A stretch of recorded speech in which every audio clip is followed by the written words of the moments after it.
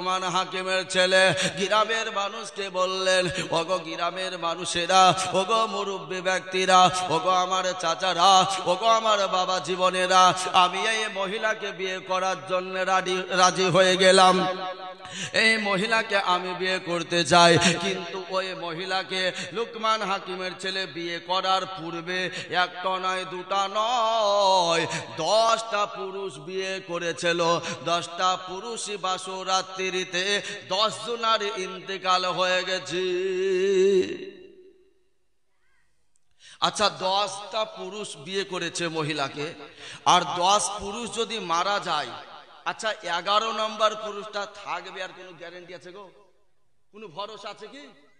কোনো ভরসা নাই, ইও মারা যাবে। গ্রামের মানুষের বিশ্বাস ইয়াকিন যে ইনিও মারা যাবে। গ্রামের মানুষ এসে লুকমান হাকিমের ছেলের বিয়ে পড়িয়ে দিয়েছে।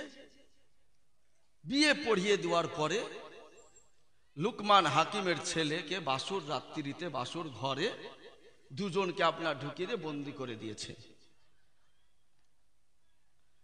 গ্রামের মানুষের একটা আকীদা, বিশ্বাস যে ইনি আর বেঁচে নাই, দুনিয়াতে মারা গেছে। খাটলি বের করো, কাফন কিনে নিয়ে আসো, গোসল দেওয়ার জন্য লোকজনকে ডাকো, কবর খুঁড়তে যেতে হবে। এইভাবে মানুষকে আপনার আদেশ করে হুকুম দেয়। 10টা মারা গেছে, তো ইও যে বেঁচে থাকবে তার কোনো গ্যারান্টি নেই। ইও মারা গেছে, রেডি হয়ে যাও তোমরা। সকাল বেলাতে ওনার কাছে যাবে। এবার বিরাদরে ইসলাম সবকিছু রেডি করেছে এরা। আর এই রাত্রি বেলায় তারা আপনার বাসর রাত্রিতে ঘরের ভিতরে ঢুকে তার বিবি তার কাছে আসে, তার কাছে বসে, তার সঙ্গে কথা বলে। ইনি কিন্তু একটু দূরে দূরে থাকে। বাবারা, ভাইয়েরা, আবার মা বোনেরা, ওই রাত্রি বেলাতে আপনার মহিলাটা, ওই লুকমান হাকিমের ছেলের বিবি তার কাছে বারবার করে আসে, তাকে জড়িয়ে ধরে, এক বিছানায় শোয়ার জন্য, আরাম করার জন্য বলে।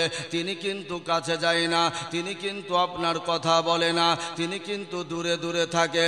একটুখানি যখন গভীর রাত্রি হয়েছে, গ্রামের মানুষ সবাই ঘুমিয়ে গেছে, কেউ চেতন নাই। আপনার এমত অবস্থায় আপনার লুকমান হাকিমের ছেলে ওই কাঁসার একটা লোটা বদনাটাকে নিয়ে আপনার টুকটুক করে চলে আসলো। আসার পরে মুরব্বী ব্যক্তিকে দিল। দেওয়ার পরে মুরব্বী ব্যক্তিকে বলা হলো, ওগো আমার চাচা যান, চাচা গো, এই দেখেন আমি লোটা বদনা নিয়ে এসেছি। এমত অবস্থায় যে আপনার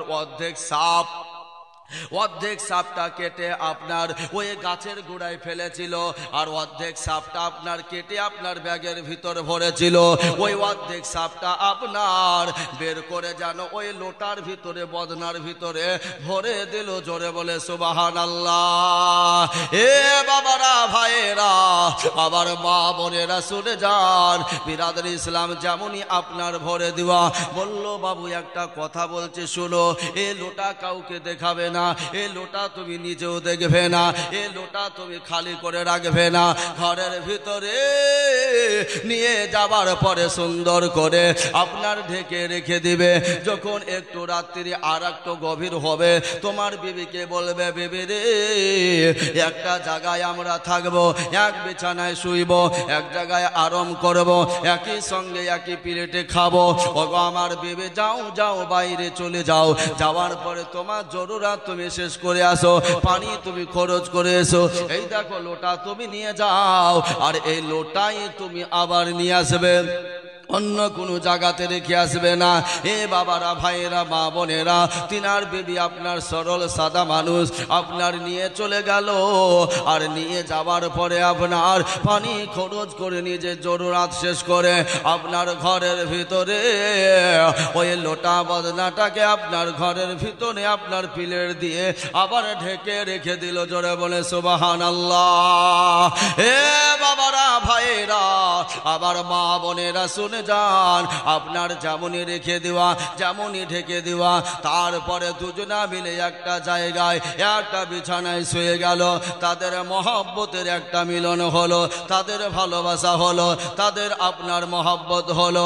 তারপরে আপনার বিবির মনের ধারণা যে আমার স্বামী একটা নয়, দুটা নয়, 10টা স্বামী আমার মারা গেছে, 10টা স্বামী দুনিয়া থেকে বিদায় হয়ে গেছে, এই আমার 11 নাম্বার স্বামী, ইনিও হয়তো আমার মারা যাবে।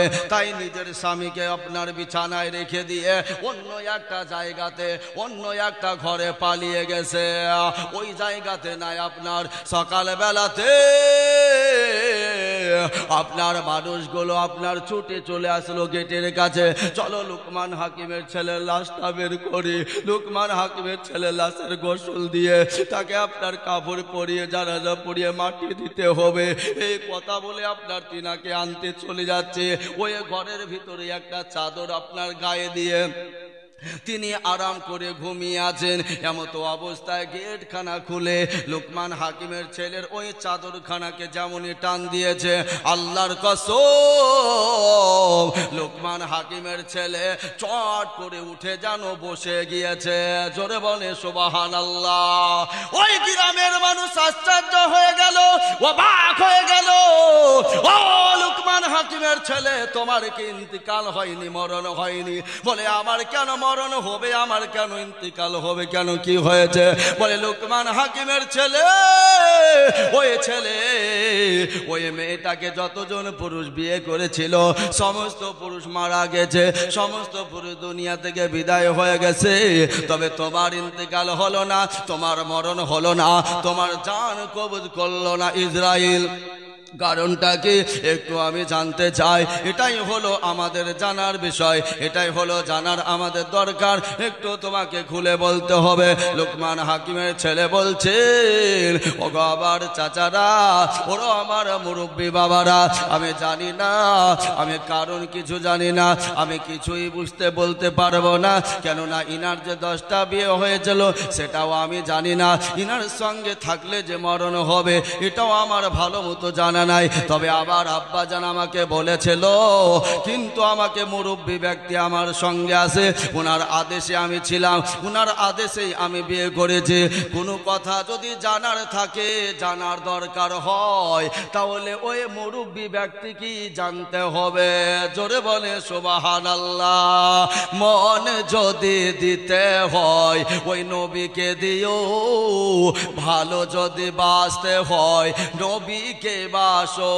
জোরে বলেন, আর একটু মহব্বতে বলেন। মন যদি দিতে হয় নবীকে দিও, ভালো যদি বাঁচতে হয় নবীকে বাসো। তোমার কষ্ট যত না নবী সইতে পারে না, তোমার কষ্ট যত না নবী সইতে পারে না। ওই নবীজির মহব্বতে মিলাদ পড়িও। মন যদি দিতে হয় নবীকে দিও, ভালো যদি বাঁচতে হয় নবীকে বাসো। সারা জীবন কেঁদেছিলেন এই যে দুনিয়ায়, এখনো কাঁদেন তিনি সোনার মদিনায়। জোরে বলেন, সারা জীবন কেঁদেছিলেন এই যে দুনিয়ায়, এখনো কাঁদেন তিনি সোনার মদিনায়। জানের চেয়ে বেশি তাকে, জানের চেয়ে বেশি তাকে ভালোবাসিও। মন যদি দিতে হয় নবীকে দিও, ভালো যদি বাঁচতে হয় নবীকে বাসো। জোরে বলেন, আর একটু মহব্বতে বলেন। জাহান্নামের গেটে যখন পা রাখিবে, চক্ষু মোবারকের পানি ঝরতে থাকিবে। জোরে বলেন, জাহান্নামের গেটে যখন পা রাখিবে, চক্ষু মোবারকের পানি ঝরতে থাকিবে। উম্মতেরই পাগল নবী, উম্মতেরই পাগল নবী মনে রাখিও, মন যদি দিতে হয় নবীকে দিও, ভালো যদি বাঁচতে হয় নবীকে বাসো। জোরে বলে সুবহানাল্লাহ, আর একটু মহব্বতে বলে সুবহানাল্লাহ। সবাই হাত উঠিয়ে বলেন তো ইয়া রাসূলুল্লাহ। হ্যাঁ, এবার মনে হচ্ছে কি যে জেগে আছে, তো মনে হচ্ছিল ঘুমিয়ে গেছেন গো, কোনো সাড়া শব্দ পাওয়া যাচ্ছিল না, আপনারা ঘুমিয়ে আছেন তাই মনে হচ্ছিল। তার জন্য একটু ট্রাই করে দেখলাম কি যে আপনারা ঘুমিয়ে আছেন না জেগে আছেন। তো ঠিক আছে, ইনশাল্লাহ চলবে, যাই হোক। আরে পুলিশে রাতের গেটে যিনি দাঁড়িয়ে থাকবেন, দুরুদ পড়া উম্মতের পার করিবেন। জোরে বলেন। পুলিশে রাতের গেটে যিনি দাঁড়িয়ে থাকবেন, দুরুদ পড়া উম্মতের পার করিবেন। উম্মতের পাগল নবী, উম্মতের পাগল নবী মনে রাখিও, মন যদি দিতে হয় নবীকে দিও, ভালো যদি বাঁচতে হয় নবীকে বাসো। তোমার কষ্ট যাত না নবী সইতে পারে না, ওই নবীজির মহব্বতে দুরুদ পড়িও, মন যদি দিতে হয় নবীকে দিও, ভালো যদি বাঁচতে হয় নবীকে বাসো। আল্লাহুম্মা সাল্লি আলা সাইয়্যিদিনা মাওলানা মুহাম্মদ ওয়া আলা আলি সাইয়্যিদিনা মাওলানা মুহাম্মদ। বাবারা, ভাইরা, আমার মা বোনেরা, এবার বলল কি জীব গো আমার মুরব্বী বাবারা, কোনো বিষয় যদি জানতে হয় ওই মুরব্বী ব্যক্তিকে জানতে হবে। আমার সঙ্গে যিনি তসবিহওয়ালা, দাড়িওয়ালা, পাঞ্জাবিওয়ালা ব্যক্তি আছেন উনার কাছে চলে যাও, আর উনাকে তুমি বিষয়টা ভালো করে জেনে নাও। এবার আপনার মুরব্বী ব্যক্তির কাছে মানুষগুলো চলে গেল, যাওয়ার পরে বলতে লাগলো, চাচা আপনার কাছে একটা বিষয় নিয়ে এসেছি, তবে আপনি কি বলতে চান বলেন। কি বলতে চান বলেন। বলে, চাচা আমি একটা বিষয় নিয়ে এসেছি, এই বিষয় যে আপনার এই মহিলাটার এই লুকমানে হাকিমের ছেলের সঙ্গে বিয়ে দিয়েছিলাম, কিন্তু এই মহিলা তো 10টা পুরুষকে বিয়ে করেছিল, 10টাই মারা গিয়েছে। আমাদের মনের আশা, মনের বাসনা, আমরা বিশ্বাস করেছি যে এই ছেলেটাও যেন মারা গিয়েছে বাসরাত্রিতে, কিন্তু ইনার তো মরণ হয়নি, ইনার ইন্তিকাল হয়নি। কারণটা আমরা আপনার কাছে জানতে চাই। এ বাবারা, ভাইরা, আবার মা বোনেরা, ওই মুরব্বী ব্যক্তিটা বললেন, ওগো আমার গ্রামের মানুষেরা, ওগো আমার মুরব্বী ব্যক্তিরা, ওই ঘরের ভিতরে যাও, একটা লোটা আছে, একটা পিলের দিয়ে ঢাকা, ওই পিলের দিয়ে ঢাকা লোটাটাকে আমার কাছে নিয়ে আসো। তোমরা খুলে দেখবা না, যেইভাবে আছে ওইভাবে নিয়ে আসো। যেমনই নিয়ে এসে দিয়ে দিয়েছে, আপনার ওই পিলেটটাকে যেমনই তুলেছে আর এমনি করে উভুর করে আপনার লোটাটা রেখে দিয়েছে। ওই লোটার ভিতর থেকে আপনার যেন একটা আধা সাপ আর একটা দুটো যেন বাচ্চা সাপ, বিষাক্ত সাপ যেন লোটা থেকে বের হচ্ছে। জোরে বলে সুবহানাল্লাহ। এবার আপনি বলবেন কি যে এটা কেমন করে সম্ভব হলো। যখন লুকমান হাকিমের ছেলে ওই লোটাটা নিয়ে বুজুর্গ ব্যক্তির কাছে গিয়েছিলেন সর্বপ্রথম, তখন যে অর্ধেক সাপ কেটে আপনার ব্যাগের ভিতরে ভরে রেখেছিল, ওই অর্ধেক সাপটা কিন্তু ওই লোটার ভিতরে ভরে দিয়েছিল। আর ওই মহিলার পেটে দুটো বিষাক্ত সাপ ছিল। ওই মহিলার সঙ্গে কোনো পুরুষ যখন এক বিছানায় থাকতো, তাদের মিলন হতো, তখন ওই সাপ, বিষাক্ত সাপ দুটো ওই পুরুষকে আক্রমণ করত, আর আক্রমণ করার কারণে ওই পুরুষগুলো মারা যেত সাপের বিষে। কিন্তু এটা আপনি কিভাবে জানলেন, কিভাবে বুঝলেন এরকম দৃশ্যটা? তো বলে, শুনো, এ দেখো লোটার ভিতরে আমি অর্ধেক একটা আধা সাপকে আমি ভরে রেখেছি, এই জন্যেই যে ওই মহিলাটা যখন নিজের জরুরত শেষ করে যখন পানি খরচ করতে যাবে, তখন ওই দুটো সাপ এই অর্ধেক সাপটাকে দেখতে পাবে। দেখতে পাবে, আর দেখার সঙ্গে সঙ্গে ওই সাপ দুটো বেরিয়ে লোটাতে ঢুকে যাবে। জোরে বলে সুবহানাল্লাহ। ওই সাপ দুটো বেরিয়ে লোটাতে ঢুকে যাবে। বলে তাই নাকি? তো বলে হ্যাঁ। আর সেটাই হয়েছে। সুন্দর করে তাদেরকে বলে বুঝিয়ে দেয়। বলে তাই নাকি? তো বলে হ্যাঁ। কোনো ডাক্তার চিকিৎসা করে বুঝতে পারে না, আমরাও বুঝতে পারি না, গ্রামের মানুষ কেউ জানে না, ও মহিলা নিজেও জানে না তার পেটে যে সাপ আছে। কিন্তু আপনি কি করে বুঝলেন? এখানেই তো পরিচয় যে আল্লাহওয়ালার শান আলাদা, আল্লাহওয়ালার মান আলাদা। আল্লাহওয়ালা বিরাদর ইসলাম ওদের কি বলা হয়? যে আল্লাহর সঙ্গে যাদের দোস্তি হয়ে যায়, জোরে বলে সুবহানাল্লাহ। আল্লাহর সঙ্গে যাদের মহব্বত হয়ে যায় আল্লাহওয়ালা, তাদের কি বলা হয়? বিরাদর ইসলাম তাদের সঙ্গে একটা কালেকশন হয়ে যায়। তিনারা আপনার কিছু না কিছু হলে তিনারা আগে বুঝতে পারে। বিরাদর ইসলাম এবার আপনার সেখানে তিনার বিবিকে রেখে বলল, বিবি তুমি এখানে আজকে থাকো, আমি একটা জায়গাতে যাব। বলে কোথায় যাবেন? বাড়ি থেকে নিয়াত করে বেরিয়ে এসেছি যে আমি আমার বাবার বন্ধুর কাছে 3000 স্বর্ণের টাকা পাবো, ওই টাকাটা আমি আনতে যাব। তবে হায়াত মৌতের কথা আমি বলতে পারবো না। বিবি আমার জন্য দোয়া করো, জানে আবার তোমার সঙ্গে আমার সাক্ষাৎ হয়, মুলাকাত হয়। জোরে বলে সুবহানাল্লাহ। ওই বুজুর্গ ব্যক্তিটা বললেন যে বাবু তুমি যখন বাড়ি থেকে যে নিয়াত করে এসেছো, যেটা মনে করে এসেছো, সেটাই আগে চলো আমরা পূরণ করি, সে জায়গাতে আগে যাই। বাড়ি থেকে যে নিয়াত করে এসেছে সেই নিয়াতের জন্য ওখান থেকে নিজের বিবিকে রেখে গ্রাম ছেড়ে আবার রাস্তা দিয়ে টুকটুক করে রওনা দিলেন। জোরে বলে সুবহানাল্লাহ। বাবারা, ভাইয়েরা, আমার মা বোনেরা শুনে যান, এইভাবে আপনার ওই বুজুর্গ ব্যক্তি আর লোকমানে হাকিমের ছেলে দুজনা মিলে রাস্তা দিয়ে গল্প করতে করতে, কথা বলতে বলতে চলে যায়। যেতে যেতে একটা বিশাল বড় জঙ্গল পাওয়া গেল। ভয়ঙ্কর জঙ্গল পার করে চলে যাচ্ছে। ভয়ঙ্কর জঙ্গলটা যেমনই পার হয়ে গেল, আপনার কিছুক্ষণ পরে একটা আপনার মহাসাগর দেখা যায়, নদী দেখা যায়, পানি বয়ে চলে যায়। ওই জায়গা কিনারাতে একটা যেন দুতলা বাড়ি রয়েছে। ওই দুতলা বাড়িতে লোকমান হাকিমের যেন বন্ধু রয়েছে। বাবা, ওই বন্ধু ওই বাড়িতে আপনার আছে। ওই বন্ধুর কাছে আপনার 3000 স্বর্ণের টাকা পাওয়া যাবে। ওই টাকাটা আনতে যাব। লোকমান হাকিমের ছেলে চাচাকে সঙ্গে করে নিয়া ওই জায়গাতে যেমনই আপনার প্রবেশ করলেন, আর প্রবেশ করার সঙ্গে সঙ্গে লোকমান হাকিমের ছেলে ওই বাড়িওয়ালাকে একটা সালাম দিয়ে দিলেন।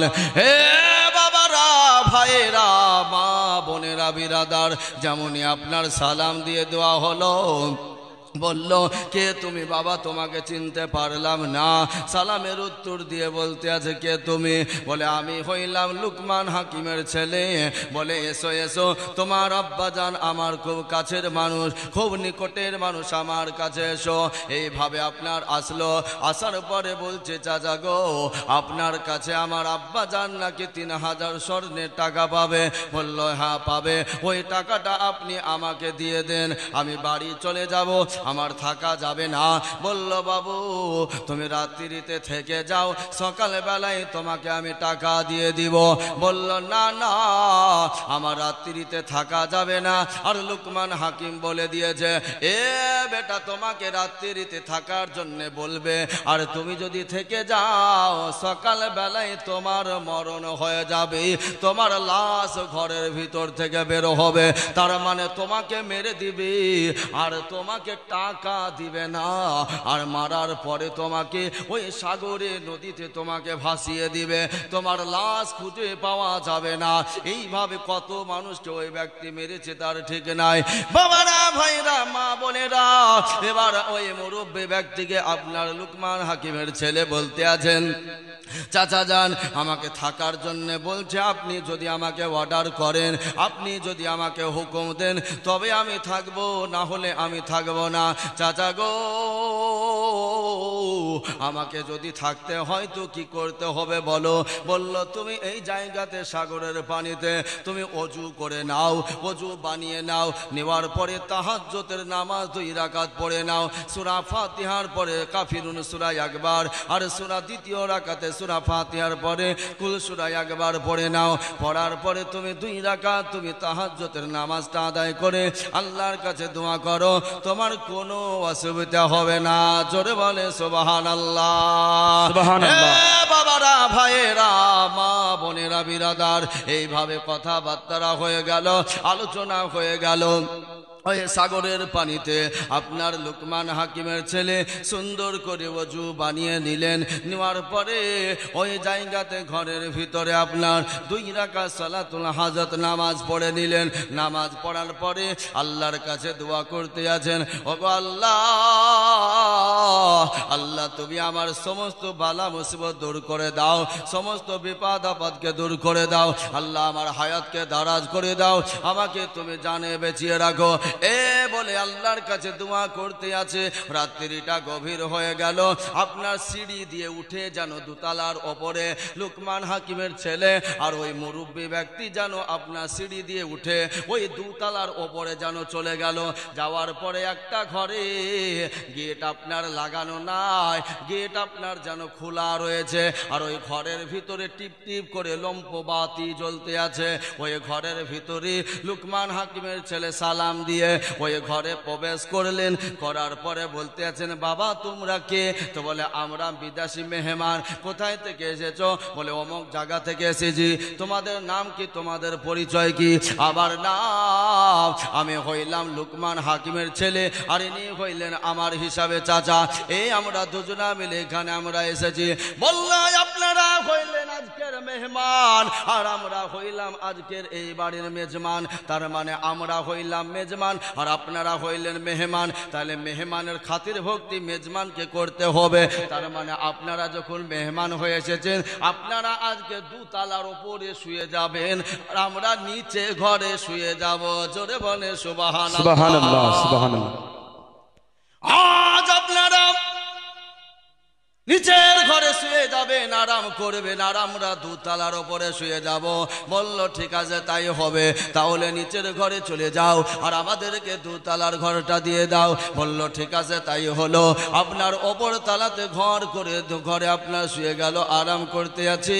আর যখন রাত্রিটা গভীর হয়েছে, আপনার ওই লুকমান হাকিমের ছেলের বন্ধুর 2টো ছেলে আপনার ওই নিচে ঘরে যেমনই শুয়ে গিয়েছে, আর শুয়ে যাওয়ার পরে ঘুমিয়ে গেছে।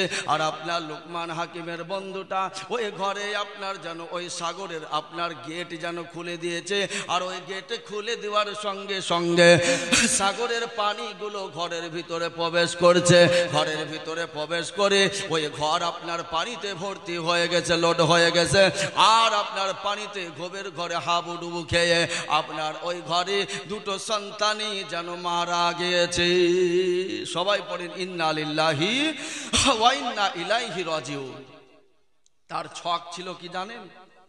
যে লুকমান হাকিমের ছেলেরা ওই ঘরে শুয়ে যাবে, আর আমি রাত্রি বেলাতে ওই সাগরের আমি গেটটা খুলে দেব, আর পানি ঘরে প্রবেশ করে তার ছেলে আর ওই লোকটা মারা যাবে, আর আমি টাকা দিতে বেঁচে যাব। লাশটাকে বের করে আমি ওই সাগরে ভাসিয়ে দিব, লাশটা আর চলে যাবে, কেউ দেখতে পাবে না, আর আমি টাকাটাও আমি ওকে দিব না। এটাই তার কিন্তু আপনার ছক ছিল, প্ল্যান ছিল। কিন্তু যাকে আল্লাহ মারতে চায় না তাকে মানুষ মারতে পারে? পারে গো? যাকে আল্লাহ মারতে চায় না তাকে মানুষ মারতে চায় পারে? ওকে আল্লাহ রাব্বুল আলামিন হায়াত দিয়েছে, আর মানুষের চেষ্টা করে মারতে পারবে? পারবে না। বলে লোভে পাপ, পাপে মৃত্যু বলে। বেশি লোভ করেছিল, তাই নিজের সন্তান 2টোই চলে গেল দুনিয়া থেকে। আর লুকমান হাকিমের ছেলে আর ওই বুজুর্গ ব্যক্তি ঘরে আপনার আরাম করছে। জোরে বলে সুবহানাল্লাহ। ঘরে আরাম করতে আছেন। সকাল বেলায় লুকমান হাকিমের বন্ধু ঘর থেকে বেরিয়ে চলে আসছে।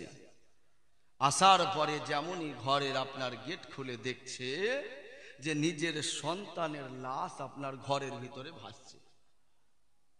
ঘরের ভিতরে নিজের সন্তানের লাশ ভাসছে, 2টো সন্তান। মন ঠিক থাকবে বলেন বাবা? যে দুটো ছেলের লাশ যদি একসঙ্গে দেখতে পায় বাবা, তো স্থিরভাবে থাকতে পারবে না, সহ্য করতে পারবে না, বরদাস্ত করতে পারবে না, হাউমাউ করে কান্না করতে লেগেছে।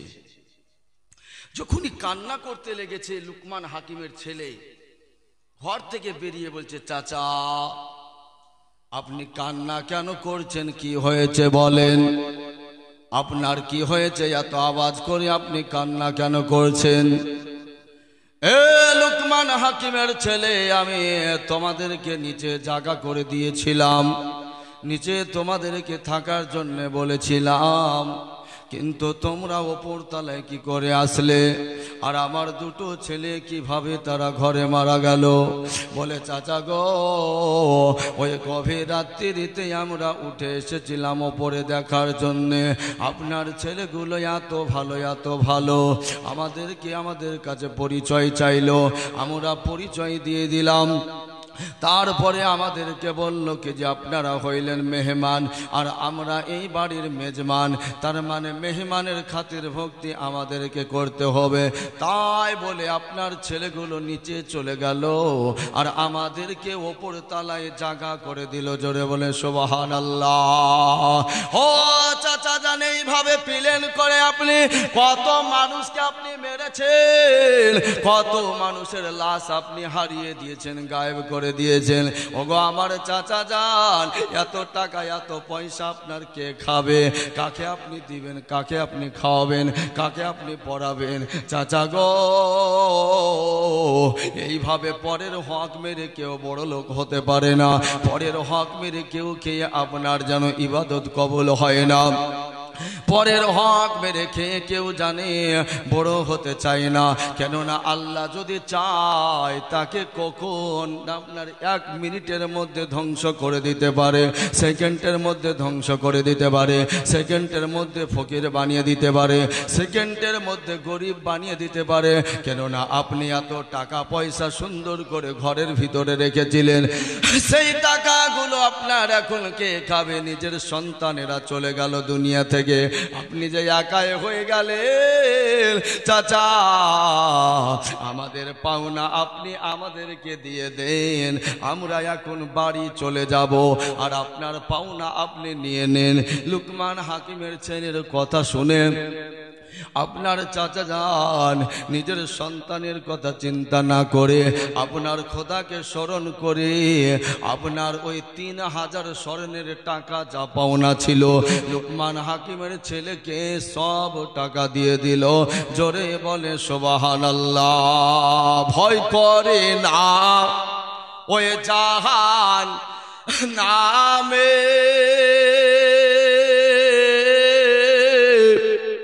আগুন ডরাই নবীর নামে গো,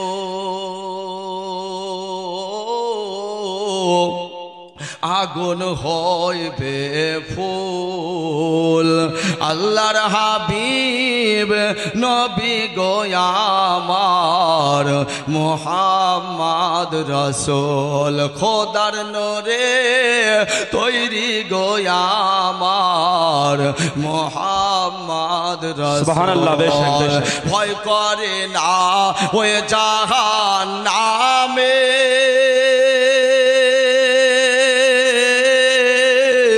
আগুন ডরাই নবীর নামে গো,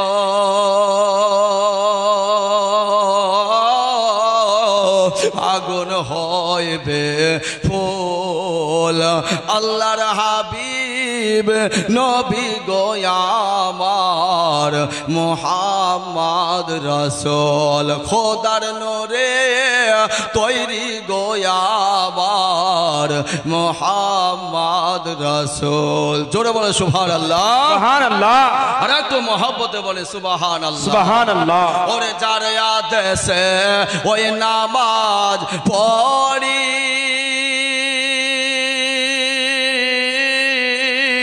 তার আদেশে রোজা রাখি গো,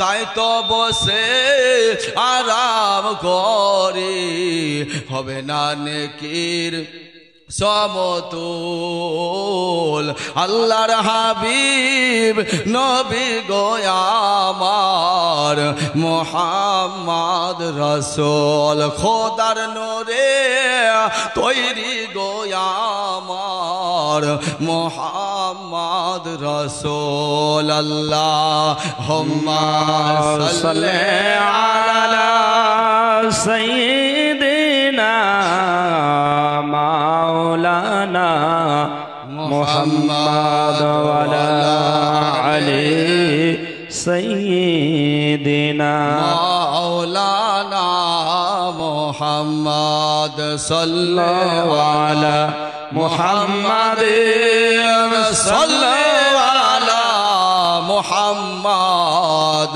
হরদম ज़बान से निकालो पाक नामे मुहम्मद हरदम ज़बान से निकालो शफीना मुहम्मद सल्लल्लाहु ताला अलैहि वसल्लम। बिरादार, लुकमाने हाकिमेर छेले जा पाওনা ছিল, যা টাকা পয়সা পাওয়ার ছিল, সমস্ত টাকা পয়সা আপনার নিয়ে নিলেন।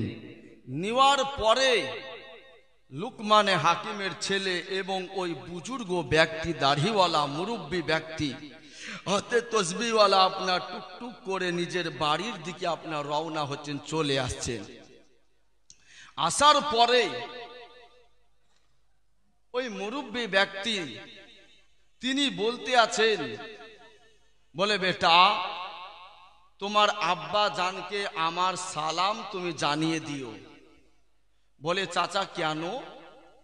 তো বলে এখন তোমার রাস্তা হবে আলাদা আর আমার রাস্তা হবে আলাদা। জোরে বলে সুবহানাল্লাহ। তোমার রাস্তা হবে আলাদা, আমার রাস্তা হবে আলাদা। তুমি একদিকে যাবে, আমি একদিকে যাব। বলে কেন চাচা, আমার সঙ্গে যাবেন না? তো বলে না, তোমার সঙ্গে আমি যদি যাই তাহলে আমারও তো একটা জায়গা আছে, সেই জায়গাতে আমাকে যেতে হবে। তোমার সঙ্গে আমার যাওয়া যাবে না, আপন আপন নিজ নিজ জায়গায় চলে যাব, কোনো অসুবিধা হবে না, বেটা চলে যাও। বলে চাচা আপনার সালাম তো আমার বাবাকে জানাবো। তো বলে চাচা আপনি কে? আপনি কে? আপনার পরিচয়টা তো এখনো দিলেন না। কেননা অনেক দূর থেকে আমিও এসেছি, আপনিও এসেছেন। আপনি আমাকে আপদে বিপদে সব সময় আমার সাথে ভাতে সাথে থাকলেন, আমাকে সাহায্য করলেন, আমার উপকার করলেন। তো বলে চাচা আপনি কে? আপনার পরিচয়টা দিলেন না, কি আপনি? তো উনি বলছে আমি জিন নয়, আমি ইনসান নয়, আমি ফেরেশতাও নয়।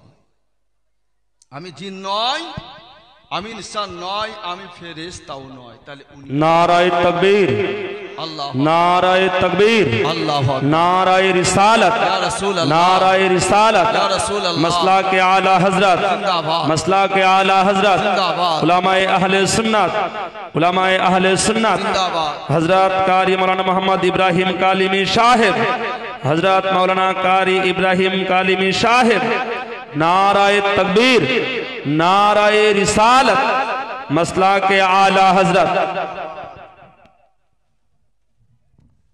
যাই হোক বিরাদার, এদের বক্তা সাহেব আপনাদের আকাঙ্ক্ষিত বক্তা বীরভূম থেকে সুদূর আগত, তিনি স্টেজের ওপরে হাজির হয়ে গেছেন, উপস্থিত হয়ে গেছেন। এবার তিনার সুন্দর জবান থেকে নুরানি হাক্কানি ইরফানি বায়ান শ্রবণ আপনারা করবেন। তবে আপনাদেরকে বিরক্ত করতে চাই না বিরাদার ইসলাম। তাহলে উনি কে? আপনি কে? আমি জিন নয়, ইনসান নয়, ফেরেশতা নয়। তাহলে উনি কে? আপনি এখন রাত্রি বেলায় জালসা শুনে আপনি চলে যাচ্ছে রাত্রিতে, একাই, কেউ নাই, রাস্তার ধারে একটা বাঁশঝাড় জঙ্গল। ওই জঙ্গলে একজন সাদা ধবধবে পোশাক পরে একজন ব্যক্তি দাঁড়িয়ে আছেন। উনাকে আপনি দেখেছেন, দেখার পরে কে গো তুমি? তো উনি যদি বলে আমি জিন নয়, ইনসান নয়, ফেরেশতা নয়, তো আপনি কি বলবেন? তাহলে ভূত দাঁড়িয়ে আছে নাকি রে? বলবে কি বলবে না? ভূত দাঁড়িয়ে আছে নাকি রে? জানের ভয়ে একটা দৌড় আপনি দিবেন, যে লুঙ্গি খুলে গেল আপনি নেবেন না, নেবেন গো? জানের ভয় সবারই আছে, তাই কি না? বাড়িতে গিয়ে গিলাস গিলাস পানি খেয়ে পিপাসা মেটাবেন। তো আপনাকে বলছে কি যে আমি জিন নয়, ইনসান নয়, ফেরেশতা, তাহলে উনি কে? উনি বলতেছেন আমি হইলাম সলাতুল হাজার, জোরে বলে সুবহানাল্লাহ। যে তুমি আপাদে বিপাদে সলাতুল হাজার 2 রাকাত নামাজ তুমি পড়েছিলে, যে আপনার প্রথম রাকাতে সূরা ফাতিহার পরে কুল ইয়া আইয়ুহাল কাফিরুন, আর দ্বিতীয় রাকাতে সূরা ফাতিহার পরে কুল হুয়াল্লাহু আহাদ, এই সূরাটা যে তুমি পড়েছিলে, এই সূরা দিয়ে নামাজটা পড়েছিলে, আদায় করেছিলে, সমাপ্ত করেছিলে, ওটাই হইলাম আমি। তোমাকে আপাদে বিপাদে সব সময় যেমন তুমি আমাকে স্মরণ করেছো, আমিও তোমাকে স্মরণ করার জন্য তোমার সঙ্গে ছিলাম, জোরে বলে সুবহানাল্লাহ। বিরাদার, যাই হোক, আমাকে একজন ব্যক্তি, একটা ছেলে একটা কথা বলেছে যে হুজুর একটা গজল আপনাকে শোনাতে হবে। তো যিনি আপনাদের সামনে উপস্থিত হয়েছেন ইনিও আপনার সুরের রাজা, গজলে বুলবুল, আশিকে রাসূল, হযরত কারি মাওলানা মোহাম্মদ ইব্রাহিম কালিমী রেজভী সাহেব কিবলা। ইনিও আপনার সুন্দর আওয়াজ, কণ্ঠস্বর খুব ভালো। বিরাদর ইসলাম, ইনিও খুব গজল পড়তে ভালো পারেন এবং বিরাদর ইসলাম ভালোবাসেন। যাই হোক, আমি একটা গজলটা পড়ে দিয়ে শেষ করে দেবো।